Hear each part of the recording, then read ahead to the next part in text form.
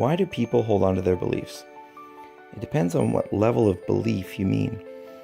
If we're just talking about a simple belief like knowing who won the Stanley Cup in 1984, our resistance to accepting that we're wrong is likely due to reputation. That is, if we're shown to be wrong about something, the implication is that we are not reliable. Let's think of this in evolutionary terms. Much of our pre-recorded history involves developing trust between people. An untrustworthy person could steal from you, kill you, or otherwise use you for their gain, and perhaps even turn on you when convenient.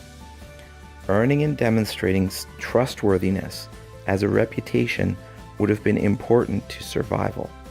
Those who proved untrustworthy, such as liars, could be punished, killed, expelled from the tribe, or even just ostracized, and not selected as a mate.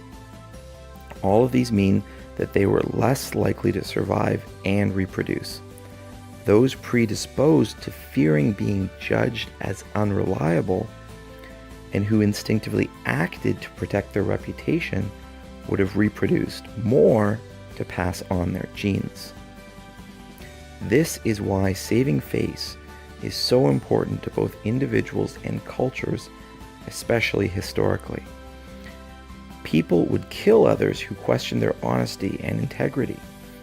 Duels, honor killings, and so forth happened and happen to this day for that reason. Even the parts of culture where challenging someone's claims or confronting people is still considered impolite, and that's built on this notion of protecting one's reputation. So challenging belief is an admission that you were wrong and that your claims are unreliable. Sometimes that instinct can be far too strong in some people who are unwilling to admit any mistakes.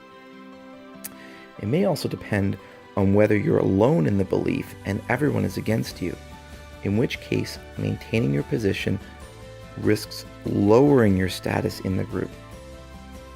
Or if you have a tribe of believers backing you up, defending that belief actually raises your status with them.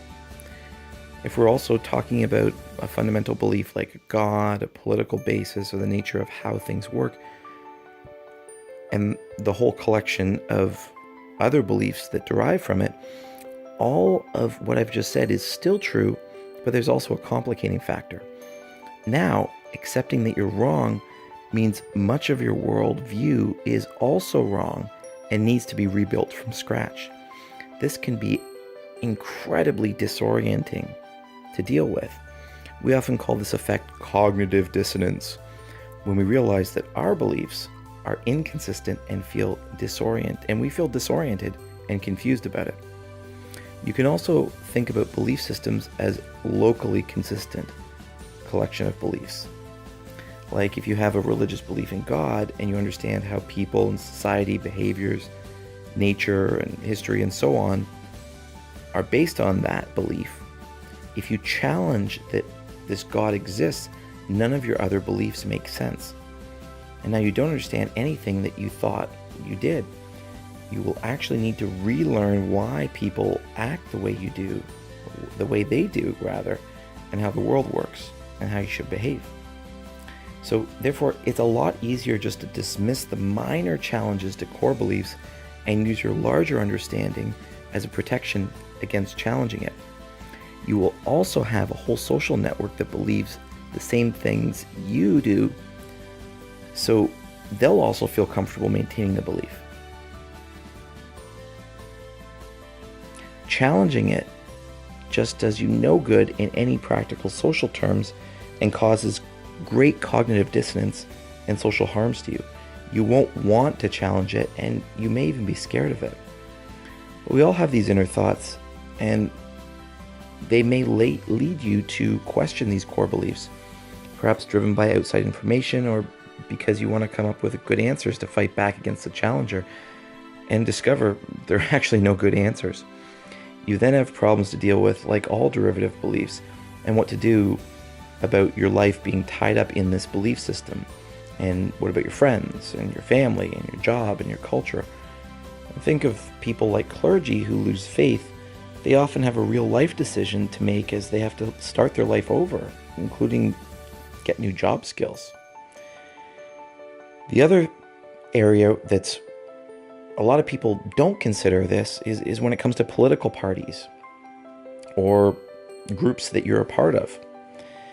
They can act like religions too, because they can start to take on collections of dogma, and challenging those beliefs makes you a traitor to the tribe and your social circle, and your position will suffer, especially if you're a politician who has a similar dilemma as a clergy. Sometimes life is much easier to, therefore, refuse challenging your beliefs. The exception is, of course, when you have a social culture where challenging beliefs is rewarded and praised, like, say, in science.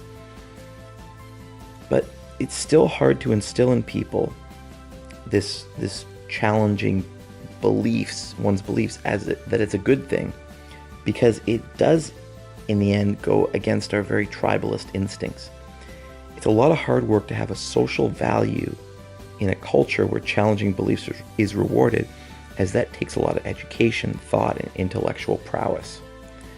A culture of defending beliefs, therefore, is easier because all you have to do is repeat them and become aggressive or violent against challengers. In fact, you can look at what's happened recently south of the border, or if you're in the United States, in your country, with President Trump and a lot of his supporters, and why that is the case. And for me, I'm involved in politics, so I have to do my best whenever I'm making a statement to ensure that I take a few moments and be mindful about why I believe what I do and whether I can truly put myself in the other person's shoes. I would definitely encourage all of you to do the same.